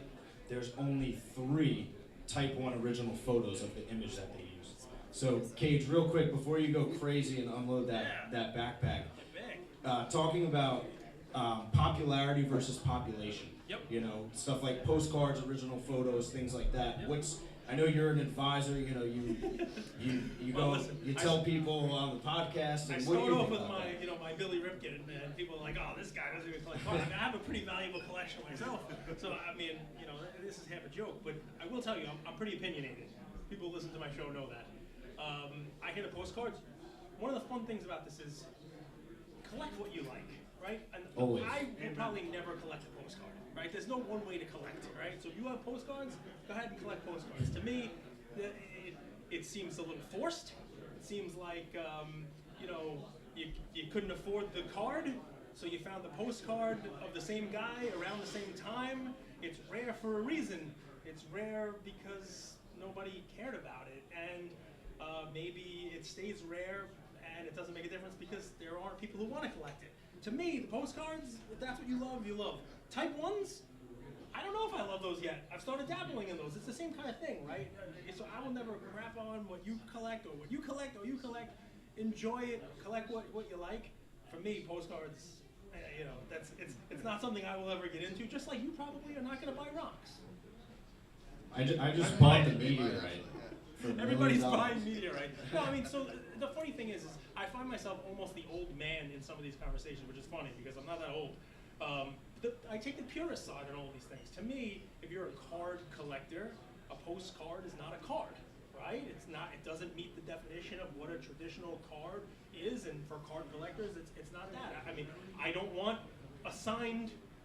Some of those 52 mantles are really cool, but you didn't get a signed 8.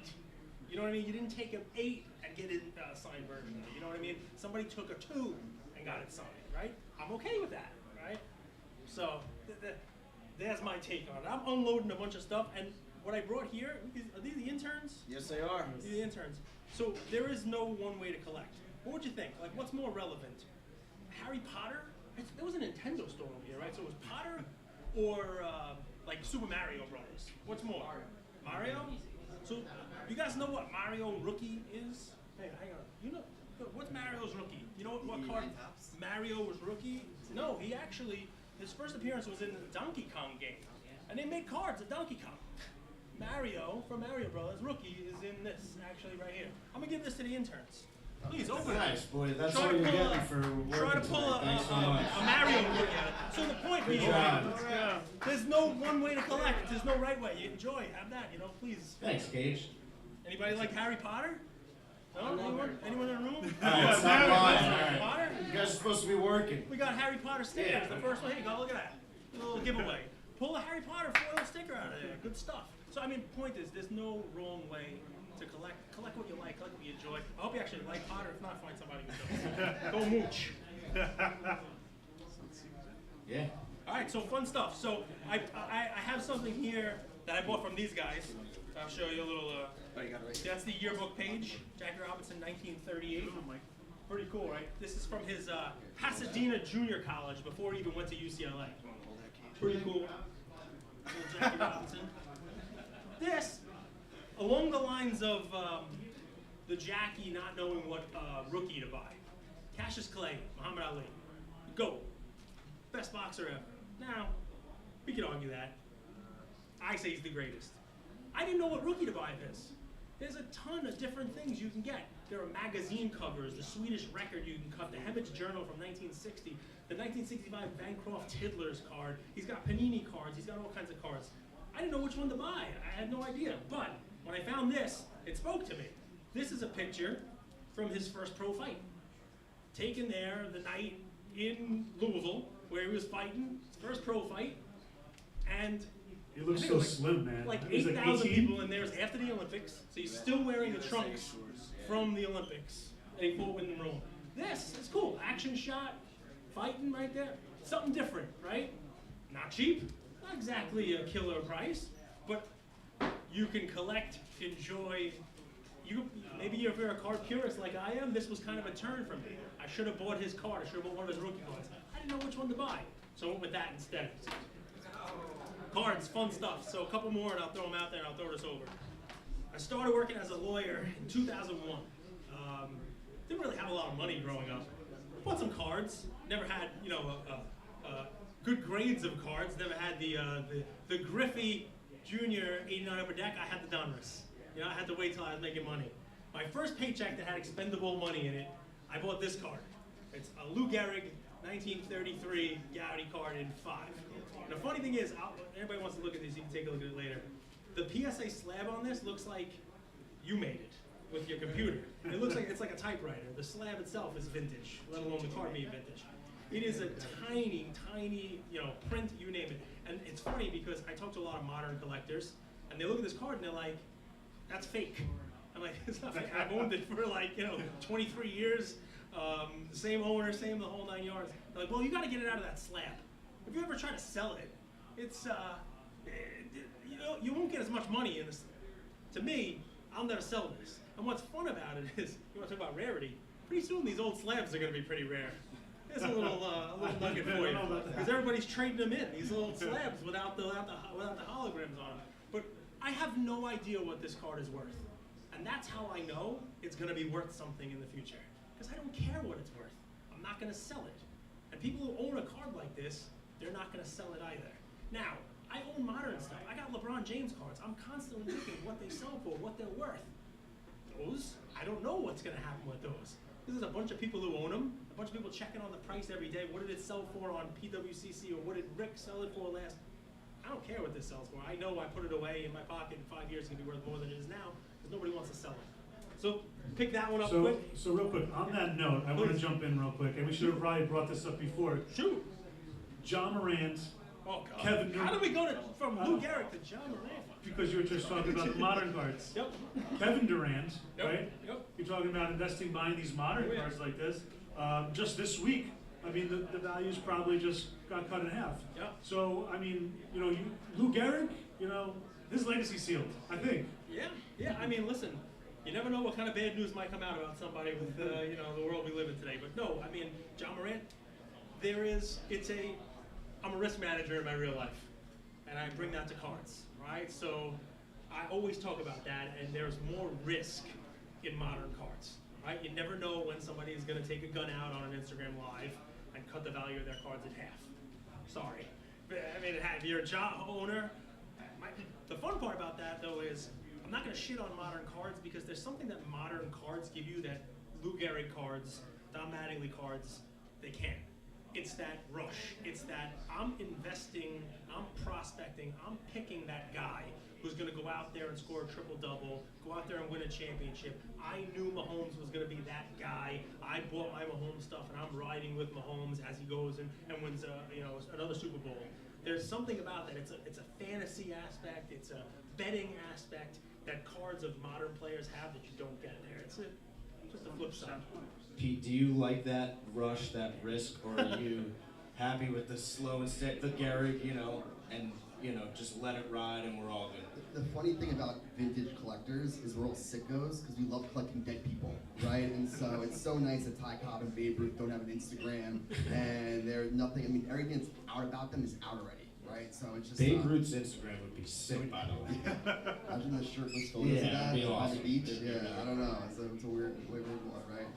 But there's an appeal to that, right? And so yeah, I think like having someone go 10x in a year if they win the Super Bowl is awesome, right? But it's not for me. It's not for a lot of people. I like knowing the values of the story, right? And so modern is just too crazy. Modern's a little manipulated. I think that not saying vintage isn't, but I think there's a lot of issues with the modern market in particular. Yeah, I wanted your guys' perspective on the whole John, modern, risk versus reward.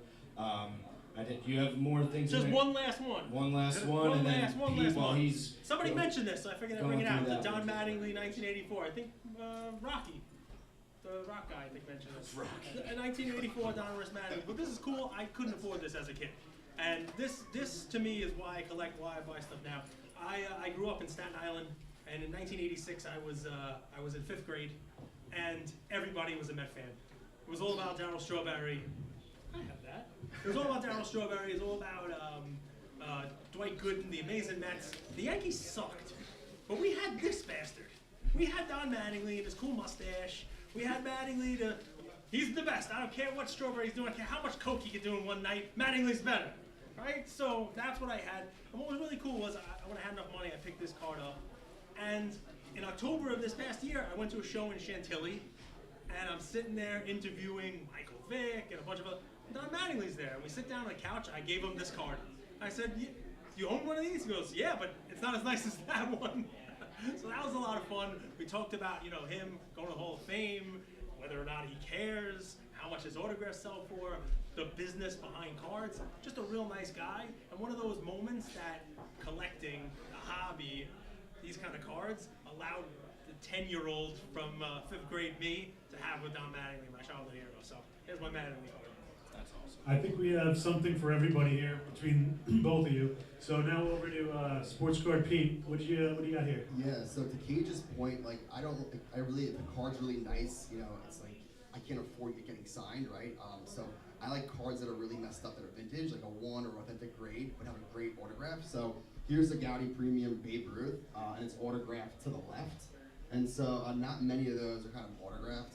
The card's in really, fucked up shape. Does that easel back? It's ripped off. But no one looks at the back anyway, right? So I'm gonna put it on my wall and no one cares the back's all messed up. It's like, that's fine. I'll take a shitty looking card with an autograph any day of the week. right? And so that's one of my favorite routes. I picked up Heritage. On the postcard side, like one of the reasons why I consider it a card, which I disagree, is postcard has card in the name, right? So it's an easy way to say it actually fits. But here, I don't know if anyone's familiar with the T3 set. Those are usually the oversized premiums. These are 1910. So this is a 1908 American League Publishing Ty Cobb. There's been 4 ever graded. This is a 3 grade. This is the original photo of Ty Cobb, basically, with the T3 set, which is more popular, but you never see this available as a postcard, right? I get 4 of them, super cool, one of the early year Cobb cards. I think the last time they came to auction was 2019, and before that was probably 20 years before that, so it never come up. And the risk of some old person cleaning out like an attic and having 100 of these is very limited. If that happens, I'll be crying, but you know what? You collect what you like, and so I'll still enjoy it. Just be worth a lot less. The last one is, so obviously everyone knows the T206 set, right?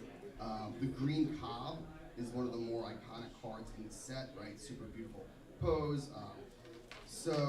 Recently I picked one up, and there's only 3 of them, there's probably thousands of them that are actually graded. There's only 3 of them autographed. So this is an autographed T206 Ty Cobb. The cool thing about this is, unlike a lot of the vintage cards that are autographed, this is autographed in fountain pen, right? So if someone wants to fake a fountain pen autograph, be my guest, that is dedication.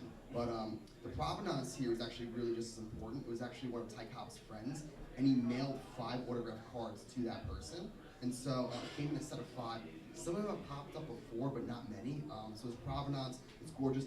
The card's actually in pretty crappy shape, a bunch of creases, but no one cares, right? It's an autograph, there's 3 of them, you might not ever see one again. So those are things that get me really excited. It also gets me really poor. This is no offense. Everybody brought awesome items today, but this is my favorite show and tell piece that we have here, for sure. If Rick Probstein wants to trade his 7 root for that, I mean, I'll do it. But other than that, no. Can we just get a rough idea? Obviously, they're so rare. How do you value something like this? But what are we looking at on a Ty Cobb? On a value basis, so my wife, can maybe close your ears so you can hear, who's the only girl in the back. I said half the crowd be girls, Thank you but I for lied. coming. So I spent, this is last year in auction, I spent $144,000 on this, and which I wondered was awesome. The next morning I panicked. I'd never spent that much money on a card in my entire life. But they probably go for like $150, and you know what? If you want it, like you just can't chance ever getting one again. You have to overpay for these things. So a week after I bought the card, someone offered me $200 flat. I said no, but I sweat my ass off like thinking about it. So, but that'll stay in my collection. You just can't replace it. Hey guys, if you have any questions, just come right up for Cage or Pete. Any questions, guys? Anybody? Everybody's afraid. I don't blame them. No, thanks guys, appreciate it. You get any Mario? That's it, that's the rookie right We there. pulled a Mario rookie card. Right here, official. That's it. Nice. First time Mario on a card. Let's do some different shit. Hey guys, round of applause for Cage and SportsCardPete here. Thanks for bringing in awesome items. We're gonna be free for the rest of the night.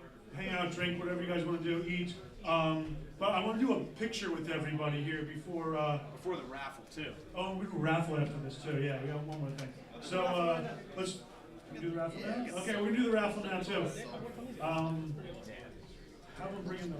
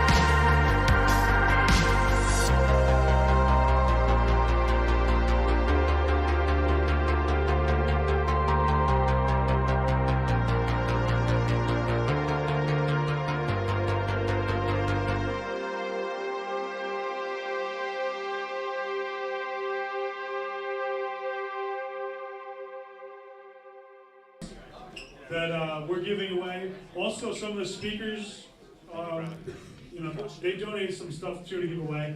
So we'll go over who's giving what here. Let's start with our March Madness theme. Yeah, why not? Okay, we'll go small to big here. Okay. So the first item we have is, everybody knows this shot, love him or hate him, Christian Laettner and Duke. This shot, signed photo, 8x10, custom frames. All right, Caserta, who's the winner?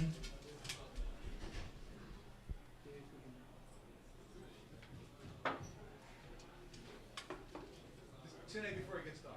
John Burgett, no. The winner is Blitz. Josh Blitz. There he is. Are you a Duke fan at least? No, but No, UNC, I love it. at least I didn't win the pellets. Thanks, brother. Bobby Knight.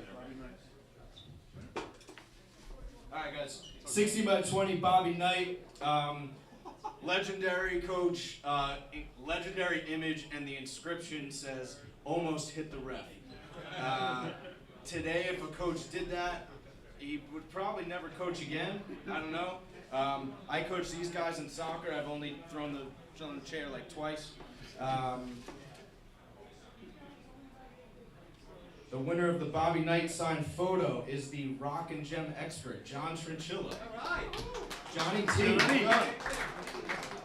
Yes, that chair and the pen is the only thing that's not black and white. Wow. Right? Thank you. Bobby Knight. Sounds good, brother. There you go, man. Thank you. Thank you. Thank you. Super cool. Yeah, let's record. Any hockey fans in here? Like actual hockey fans? Because it doesn't get as much love as the other sports. Rangers tied 3-3 into the second. So this right here is a signed Gordie Howe card, Mr. Hockey. And this is courtesy of SportsCardPete.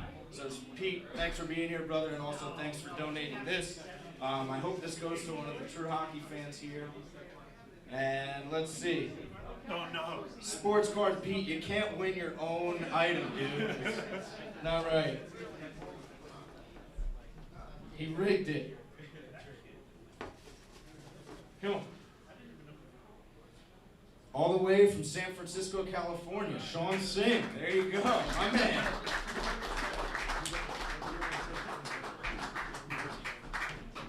There you go, Sean. Thank you.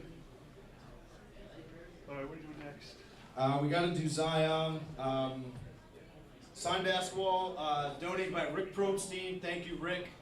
We appreciate it. Inscribed first All-Star game. So Zion, one of those guys, modern collectors, you know, a lot of hype around him, really good. Too many injuries, we'll see what happens with him, but it's an awesome ball, awesome inscription. And the winner is Louis Capazzi. Nice.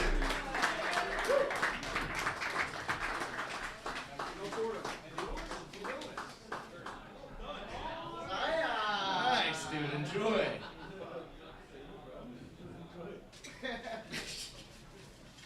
All right.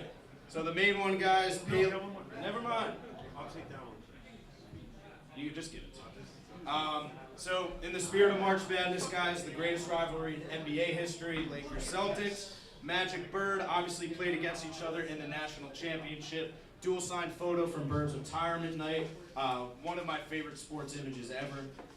Awesome piece signed by both legends. Let's see. I'm trying. Oh, please. And the winner is Peter King. Shut the fuck up. I'm not kidding. That's me. That's insane. I don't even know Peter. Happy. Thank you. Thanks for coming, brother. That's actually nuts. That is nuts. Thank you.